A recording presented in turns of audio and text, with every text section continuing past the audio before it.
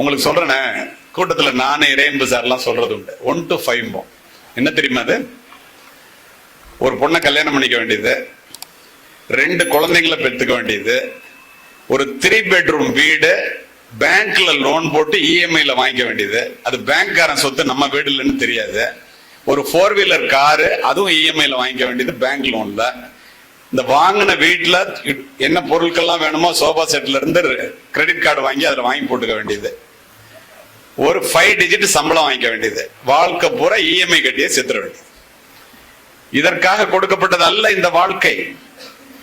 ஆரம்பத்திலேயே இதெல்லாம் வேண்டும் என்று நினைக்காமல் பணத்தை சிறுக சிறுக சேர்த்து பெரிய முதலீடுகள் பண்ணி கொஞ்சம் கொஞ்சமா போட்டு அதுல இருந்து வருமானம் வர்ற மாதிரி நீங்க ரிட்டையர்ட் ஆகும்போது இப்ப என்ன சம்பாதிக்கிறீங்களோ, ரிட்டையர்ட் ஆனதுக்கு அப்புறம் நீங்க சேர்த்து வைத்திருக்கிற பணத்தை முதலீடு செய்த இடத்திலிருந்து இந்த பணம் வரும்படியாக நீங்கள் செய்து கொண்டால் நீ தாண்டா வாழ தெரிஞ்சவன். அதாண்டா பினான்சியல் நாலேஜ்ங்கிறோம்.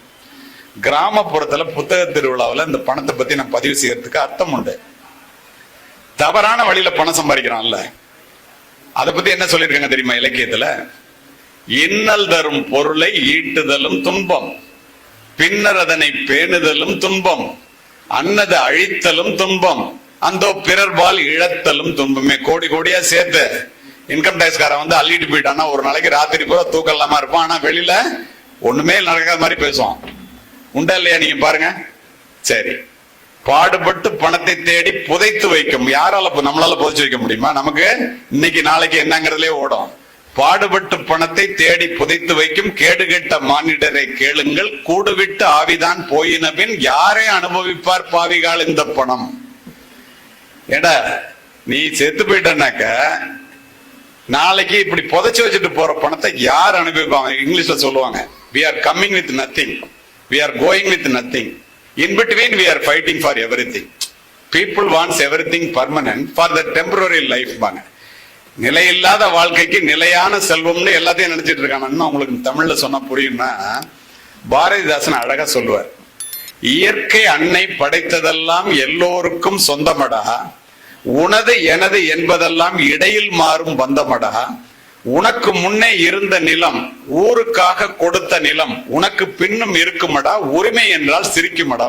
என்ன அர்த்தம்னா, இந்த வீடு என்னது, இந்த நிலம் என்னது அப்படின்னு புலகாங்கிதப்படுறோம்ல, அந்த நிலம் நம்மளை பார்த்து சிரிக்குமா? பேல நான் முதல்ல வேற ஒருத்தனதா இருந்து இப்பதான்டா உன்கிட்ட வந்திருக்கேன், நீ கொஞ்ச நாள்ல போயிடுவா, ஆனா நான் அங்கதான் இருப்பேன், நான் நாளைக்கு இன்னொருத்தன் ஆயிடுவேன், என்ன பார்த்து ஒண்ணுதுங்கிறியடா, நீ தாண்டா என்னது, நீ என்னிட்டு தான் வரணுமா? எப்படி எல்லாம் சொல்லி வச்சுட்டு போயிருக்காங்க பாரு. இத ராபின் சர்மாவும் கண்ணதாசனும் சொல்றது சொன்னா உங்களுக்கு ஆச்சரியமா இருக்கும். கண்ணதாசன் சொல்லுவாரு, 6 ரூபாய் சம்பளத்துக்கு நான் காரைக்குடியில மளிகை கடையில பொட்டணம் அடிச்சிட்டு இருப்பேன். அவரை மாதிரி உண்மையா அப்படியே சொல்றது யாராலையும் முடியாது. அப்படியே சொல்லுவாரு, மானுட இனத்தை ஆட்டி வைப்பேன், அவர் மாண்டு விட்டால் அதை பாடி வைப்பேன், நான் நிரந்தரமானவன் அழிவதில்லை, எந்த நிலையிலும் எனக்கு மரணம் இல்லைன்னு பதிவு செஞ்சோம். இன்னைக்கு வரைக்கும் கண்ணதாசனை பேசாம எவனும் பேச முடியாது. அப்போ தன்னை பத்தி கண்ணதாசன் என்ன சொன்னார் தெரியுங்களா? தான் பெற்ற பிள்ளையை ஏன் பெற்றோம் என்றுதான் தாயன்று மாண்டு போனாள். இந்த பிள்ளை எதுக்குடா பெற்றோம்னா அவங்க அம்மா செத்து போயிட்டாங்களாம்.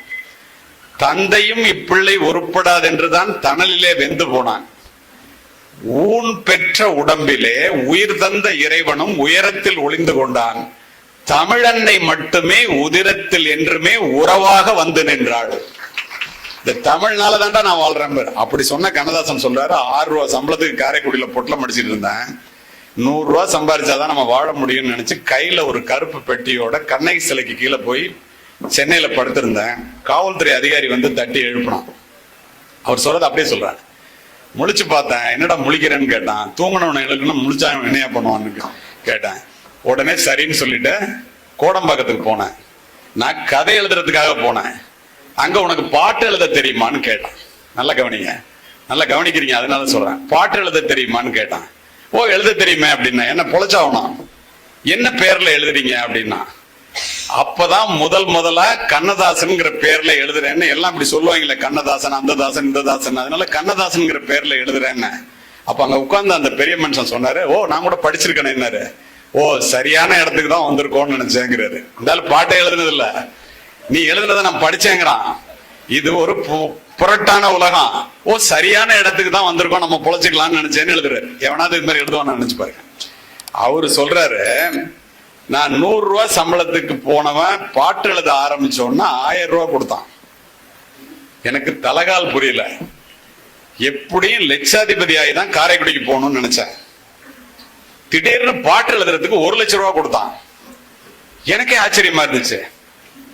1 லட்சம் ரூபாய் ட்ரெயின்ல ஏறி உட்கார்றாரு. ஒரு படத்தை முடிக்கணும், 4 லைன் எழுதி கொடுத்துட்டு போயா, அப்பதான் என்னால படத்தை முடிக்க முடியும்னு ஒரு தயாரிப்பாளர் போய் ரயில்வே ஸ்டேஷன் நடந்த கதை, நிஜமான பதிவு. அந்த படத்துல ஒருத்தன் குடும்பத்துக்காக உழைச்சவன் உழைச்சு கடைசியா யாரும் கவனிக்காம ரத்த வாந்தி எடுத்து செத்து போற மாதிரி இருக்கு. அதுக்கு ஒரு 4 லைன் எழுதி கொடுத்துட்டு போயான்னு கேட்டான். முதல் லட்சம் ரூபாய் வாங்கினதை சொல்றாரு. அப்ப நான் சிந்திய ரத்தத்தை ஜீரணித்தே ஒரு சொந்தம் வளர்ந்ததம்மா, அந்த சொந்தத்தை நினைக்கின்ற நேரத்திலே என் ரத்தம் சிந்துதம்மா, சித்தம் கலங்குதம்மான்னு எழுதி கொடுத்தாராம். இதுக்கு 1 லட்சம் ரூபாய் கொடுத்தானா. ட்ரெயின்ல போகும்போது நினைச்சாராம், சரி ஒரு பாட்டுக்கு 1 லட்சம் ரூபாய் வாங்க ஆரம்பிச்சிட்டான். கோடீஸ்வரன் நாய் தான் காரைக்குடிக்கு போகணும்னு நினைச்சாராம். கோடிகள் குவிந்த பின்னும் இந்த மனம் ஆறுதல் அடைகிறதா என்றால் இல்லை, நோட்டடிக்கிற உரிமையையே கேட்கிறது. இதை யார் சொல்ற? கண்ணதாசன் பதிவு செய்யற. கடைசியா பின்னாடி எழுதுறதுதான் முக்கியம். செல்வம் என்பது சிந்தையின் நிறைவே. ராபின் சர்மா சொல்வாரு, அமைதியையும் மகிழ்ச்சியையும் இழந்த கோடீஸ்வரர்களால் இந்த இந்தியா நிரம்பிக் கொண்டிருக்கிறது. கோடீஸ்வரனா இருக்கானா, ஆனா அமைதியும் மகிழ்ச்சி இல்லையா. அதை சொல்லிட்டு எப்படி சொல்லுவார் தெரியுமா? அருமை நண்பர்களே, மிக அற்புதமான பதிவினை எழுதுகிறான். உங்களுடைய வங்கியிலே இருக்கின்ற வளமான வங்கி கணக்கிற்கும் நலமான உடல் நலத்திற்கும் சம்பந்தமே இல்லை. ஊருக்கு நடுவிலே பெரிய வீட்டை கட்டுவதற்கும் வீட்டிற்கு நடுவிலே நல்ல குடும்பம் நடத்துவதற்கும் சம்பந்தமே இல்லை. இன்னும் புரியுற மாதிரி சொல்லணும்னா, பிபி ஏறின உடம்போட BMW கார்ல அப்போலோ ஹாஸ்பிட்டலுக்கு விறுவிறுக்க போறதை விட கள்ளக்குறிச்சியில மாவட்ட ஆட்சித்தலைவர் நடத்துற புத்தக திருவிழாவுக்கு சைக்கிள்ல வர்றவன் கோடீஸ்வரன். இதுல எந்த விதமான மாற்று கருத்தும் இல்லை. நீ யோசிச்சு பாருங்க, நான் சொல்றது உண்மையா இல்லையா? இப்படியெல்லாம் சொல்லி வைத்து விட்டு போனவர்கள் நம்முடைய பெரியவர்கள். பணம் வேணும், அதை முறையான வழியில சம்பாதிக்கணும். தப்பான வழியில சம்பாதிக்கிறவன் நிம்மதி இழந்து அமைதி இழந்து செத்து போவான். கெட்ட பேரோட உடல்நலம் குன்றி குடும்பத்தையே இழந்துடுறான். இதெல்லாம் நடக்கிறத கண்ணால பார்த்துட்டு இருக்கோம். எப்படி எல்லாம் நடக்குதுங்கிறத சொல்ல வேண்டியதில்லை உங்களுக்கு. அடுத்து, அன்பான மனைவி, நல்லதொரு குடும்பம், பல்கலைக்கழகம். இப்ப இங்க நிறைய ஆண்களே உட்கார்ந்துருக்கீங்க, அதனால இது அவசியம் சொல்லணும்னு நான் நினைக்கிறேன். இந்த ஊடகங்கள் ஊதி பெரிதாக்குவதை போல நினைச்சோன்ன டைவர்ஸ், எடுத்த எடுப்புல நாங்க லிவிங் டுகெதர், இப்படி எல்லாம் இந்த ஊடகங்கள் சின்ன திரை பெரிய திரை செல்போன் திரைகள் காண்பிப்பதை பார்த்து கிராமப்புறத்துல இருக்கங்களாவது அதை நம்பிராம இருக்கணுங்கிறதுக்காக இதை சொல்றேன். 1000 பேரில் 7 பேர் கூட இப்படி செய்வதில்லை. 993 பேர் ஒழுக்கமாக வாழ்கிறார்கள். உட்கார்ந்துருக்க நீங்களே யோசிச்சு பாருங்க, யாராவது அந்த மாதிரி இருக்கீங்களான்னு. ஏன் இதை சொல்றேன்னா, இந்த ஒழுக்கமான வாழ்க்கை முறைக்கும் இந்த குடும்ப உறவுகள் நிலைத்து நிற்பதற்கும் சட்டை தூக்கிட்டு வெள்ளை சட்டை போட்டுட்டு நிக்கிற நம்ம காரணம் இல்ல. ஒழுக்கமாக வளர்க்கப்பட்ட வாழ்க்கை முறையினால் பெண்கள் கலாச்சாரம் பண்போடு வாழ்ந்ததனால் எப்படிப்பட்ட அயோக்கியனா ஆண் இருந்தா கூட அதை பொறுத்து கொண்டு அதை புறந்தள்ளி விட்டு குடும்பங்கள் பிள்ளைகளுக்காக இன்று வரை குலையாமல் இருக்கிறது என்றால் அது இந்த பெண்கள் மட்டுமே காரணம். நினைச்சு பாருங்க, உண்மையே இல்லை?